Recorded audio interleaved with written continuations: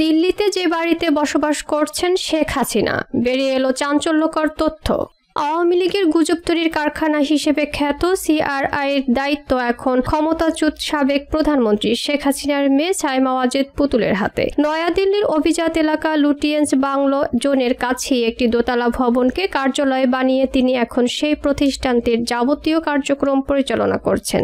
এই Lutyens bungalow জোনেরই একটি বাড়িতে বসবাস করছেন তার মা পতিত স্বৈরাচার ও আওয়ামী লীগ সভাপতি শেখ হাসিনা। অন্তর্বর্তী সরকার বিএনপি, জামায়াত ইসলামী এবং এনসিপির বিরুদ্ধে একের পর এক সাইবার আক্রমণের পেছনে কাজ করছে আওয়ামী লীগের centre for research and innovation CRI. আক্রমণ থেকে রেহাই পাচ্ছেন না শীর্ষ রাজনীতিবিদ, উপদেষ্টা ও সামরিক বেসামরিক আমলা সহ জুলাই গণ অভ্যুত্থানের পক্ষে থাকা সমাজের গুরুত্বপূর্ণ ব্যক্তিরা। এআই, আর্টিফিশিয়াল ইন্টেলিজেন্স দিয়ে তৈরি ভিডিও ক্লিপ, বেনামি ফেসবুক ও ইউটিউব চ্যানেল ব্যবহার করে সিআরআই এক ধরনের সাইবার যুদ্ধ ঘোষণা করেছে।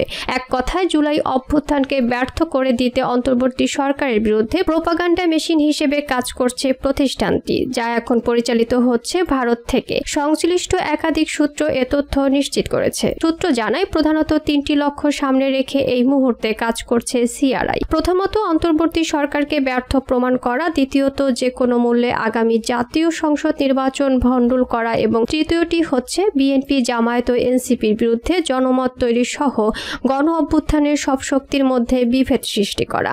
এর মধ্য দিয়ে বাংলাদেশের রাজনীতিতে শেখ হাসিনাকে প্রধানমন্ত্রী হিসেবে ফিরিয়ে আনা। এজন্য প্রতিষ্ঠানটির পক্ষ থেকে দেশে বিদেশে বিপুল পরিমাণ অর্থ বিনিয়োগ করা হচ্ছে। প্রসঙ্গত, আওয়ামী লীগ 2009 সালের শুরুতে সরকার গঠনের পর 2010 সালে সিআরআইয়ের কার্যক্রম শুরু হয়। ধানমন্ডির 32 নম্বর সড়কে অবস্থিত শেখ মুজিবুর রহমানের বাড়ি ছিল প্রতিষ্ঠানটির ঠিকানা, কিন্তু বাস্তবে গোপনে নানা জায়গায় থেকে পরিচালিত হতো সিআরআইয়ের কার্যক্রম। গত বছরের 5 অগাস্ট ছাত্র জনতার নজিরবিহীন গণ অভ্যুত্থানের মুখে তৎকালীন প্রধানমন্ত্রী ও আওয়ামী লীগ সভাপতি শেখ হাসিনা ভারতে পালিয়ে আশ্রয় নেন দিল্লিতে। শেখ হাসিনার পথ ধরে দলটির বহু নেতা, সাবেক মন্ত্রী, প্রতিমন্ত্রী এবং সংসদ সদস্যদের বেশিরভাগই দেশ ছাড়েন।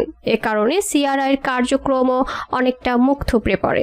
জানা গেছে, ক্ষমতা হারানোর প্রাথমিক ধকল কাটিয়ে উঠে গত 3 মাস থেকে ফের সক্রিয় হয়েছে সিআরআই। তবে এক্ষেত্রে প্রতিষ্ঠানটির ব্যবস্থাপনা ও কাজে ব্যাপক পরিবর্তন আনা হয়েছে। এর আগে দীর্ঘদিন সিআরআইয়ের মূল দায়িত্বে ছিলেন এই মুহূর্তের মার্কিন যুক্তরাষ্ট্রের ভার্জিনিয়ায় বসবাসরত হাসিনা পুত্র সজীব ওয়াজেদ জয়। এছাড়াও শেখ রেহানার ছেলে রাদওয়ান মুজিব সিদ্দিক ববি, সাবেক তথ্য প্রযুক্তি প্রতিমন্ত্রী জুনায়েদ আহমেদ পলক সহ শেখ পরিবারের একাধিক সদস্য প্রতিষ্ঠানটির ট্রাস্টি বোর্ডে রয়েছেন। জানা গেছে, আওয়ামী লীগের গুজব তৈরির কারখানা হিসেবে খ্যাত সিআরআইয়ের দায়িত্ব এখন ক্ষমতাচ্যুত সাবেক প্রধানমন্ত্রী শেখ হাসিনার মেয়ে সাইমা ওয়াজেদ পুতুলের হাতে। যুক্তরাষ্ট্রের নাগরিক হওয়ায় আইনগতভাবে সজীব ওয়াজেদ জয়ের পক্ষে এখন অফিসিয়ালি সিআরআইয়ের দায়িত্ব পালন করা সম্ভব নয়। এ কারণে শেখ হাসিনার নির্দেশে জয়কে সরিয়ে সাইমা ওয়াজেদ পুতুলকে সিআরআইয়ের নতুন দায়িত্ব দেওয়া হয়েছে।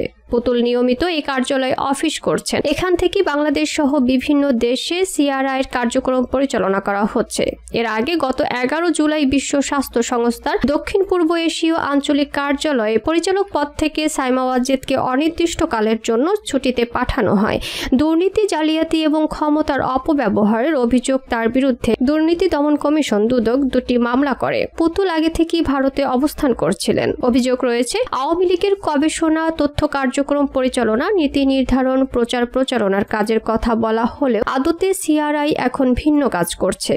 শেখ হাসিনাকে দেশে ফেরাতে আওয়ামী কালচারাল ফ্যাসিস্ট যাদের বলা হয় তাদের সংগঠিত করে কাজে লাগানোর প্রজেক্ট হাতে নিয়েছে। এজন্য এ তালিকার টকশোর জনপ্রিয় মুখ, সিনিয়র সাংবাদিক, ইউটিউবার, অনলাইন অ্যাক্টিভিস্ট সহ বিভিন্ন শ্রেণী পেশার বুদ্ধিজীবীদের আর্থিক সহায়তা দেওয়া হচ্ছে। সিআরআইয়ের দিল্লির এই কার্যালয় থেকেই এসব ছদ্মবেশী কালচারাল ফ্যাসিস্টদের নানা কৌশলে কাজে লাগাতে বিভিন্ন অ্যাসাইনমেন্ট দেওয়া হচ্ছে।